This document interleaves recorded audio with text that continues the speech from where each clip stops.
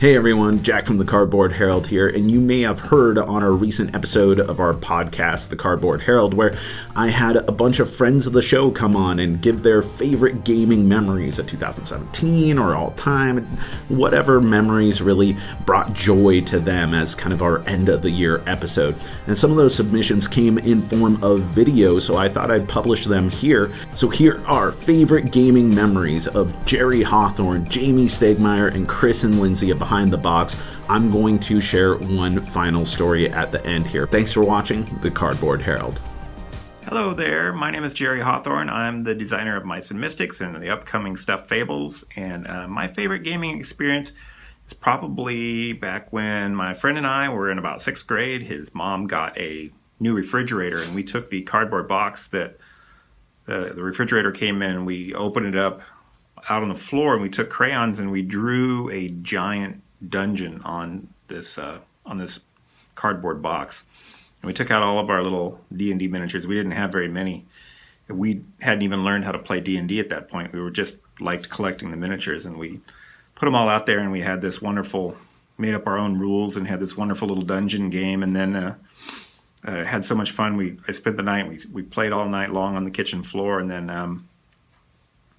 then I guess his mom threw away our dungeon, and then we didn't have a dungeon anymore, but we were sort of craving the experience. And I think after that, we just kind of got all into Dungeons and Dragons and all that stuff. And it was a pretty fun time.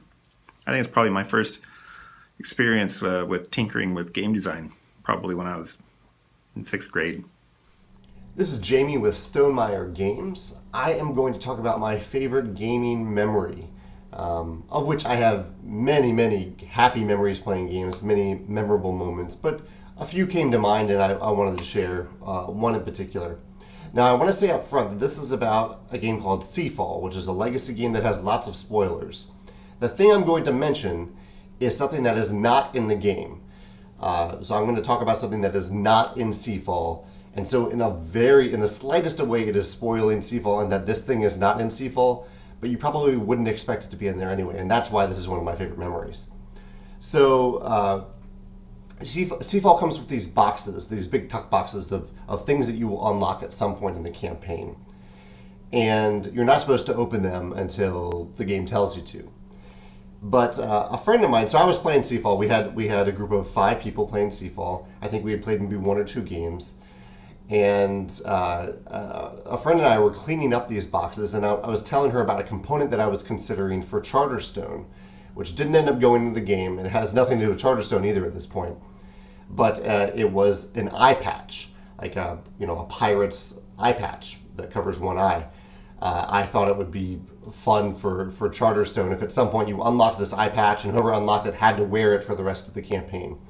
I eventually decided against it because it was a little expensive, and I thought it might be annoying for someone to have to wear this thing for multiple games.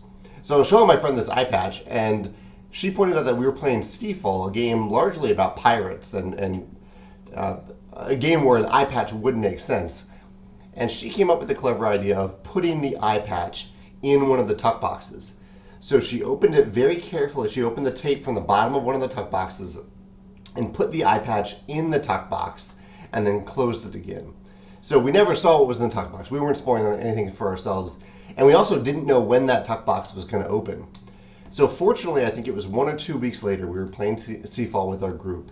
I think it was actually the next week. It happened rather quickly. Complete coincidence.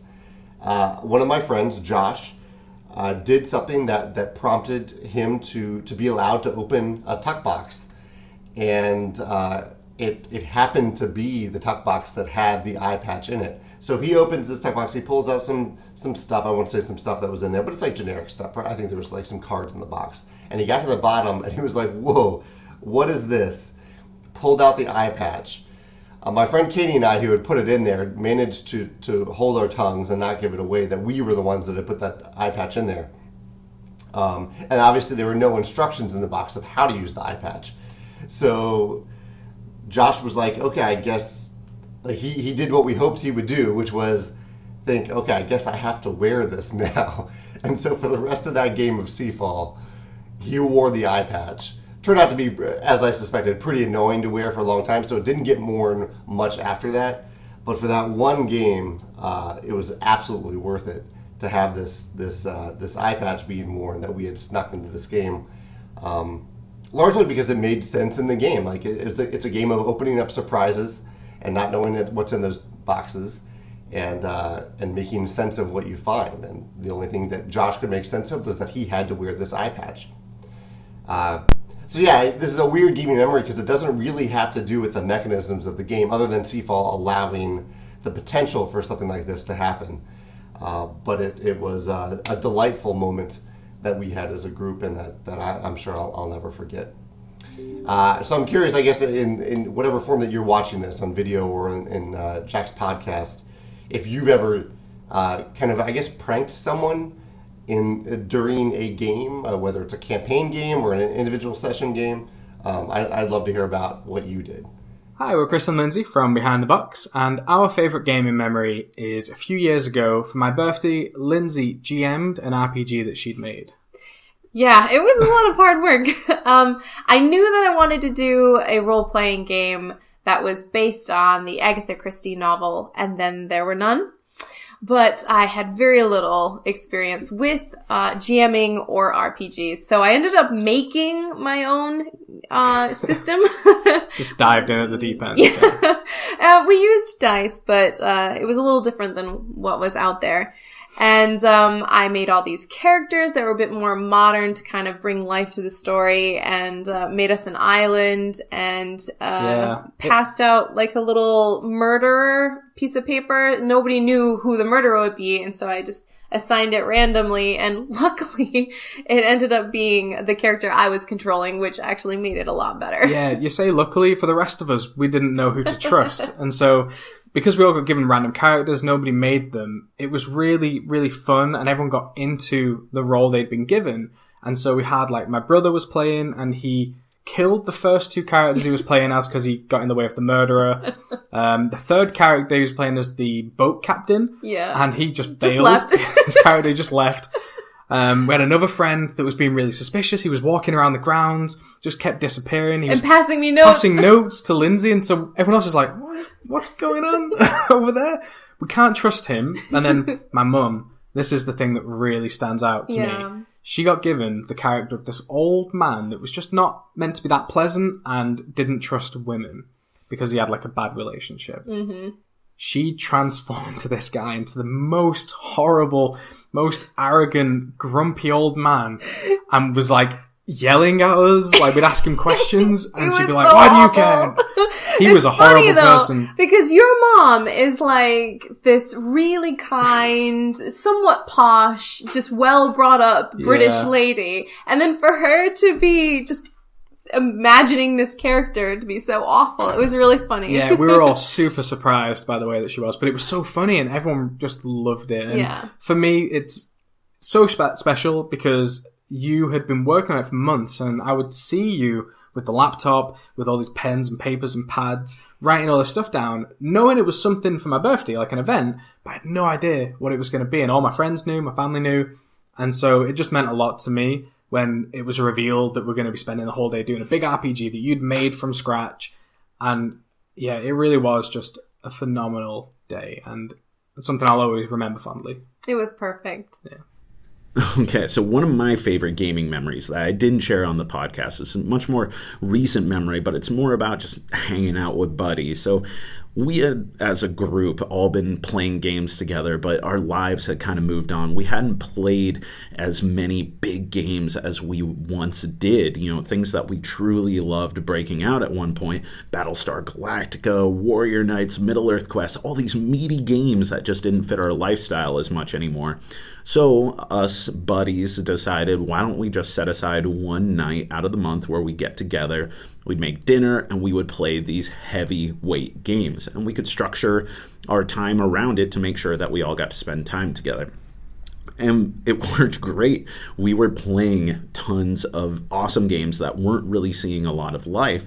And one favorite that kept on coming up again and again was Game of Thrones 2nd Edition, a freaking masterpiece of dudes on a map games, and just tons of backstabbing, just opportunities for really dramatic moments and really hating your friends, betraying them at the last moment. But Chuck, one of the members of this group, he won twice in a row, and man, he loved talking about how he was the king of Westeros for a long time. And the next time that we broke that thing out, because we gave it a while, we didn't want to give Chuck an opportunity to gloat even more, so we played other games. And then the next time that we brought it out, Chuck, who lived next door to me, he comes over through the back door of my house in a homemade crown made out of this red duct tape stuff, and he has like a pendant that he's wearing that he had his son help him craft, and he just declared himself as the one true king of Westeros by divine right,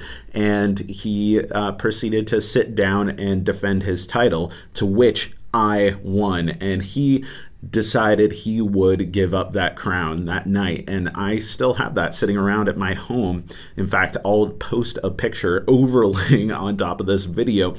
It isn't the fact that I won, and it isn't the fact that Chuck was so smug about it. It was just that was one of those relationship building opportunities that could only really happen when facilitated by having some mutually vested interest in something that we all loved. It was a dramatic meta moment born out of this gaming club where he just smack talked for months upon months and then comes over like a baller with that crown and pendant, and being able to win that from him was beautiful.